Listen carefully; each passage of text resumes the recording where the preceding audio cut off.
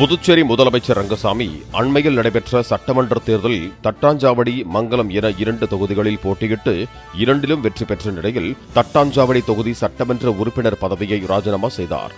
சட்டமன்ற செயலாளர் தயாளனிடம் அவர் தனது ராஜினாமா கடிதத்தை வழங்கினார்.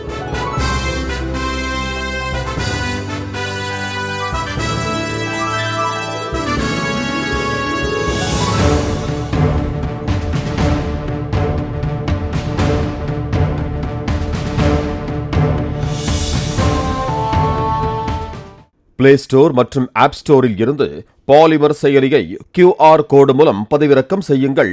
செய்திகளை உடனுக்குடன் பெறுங்கள்.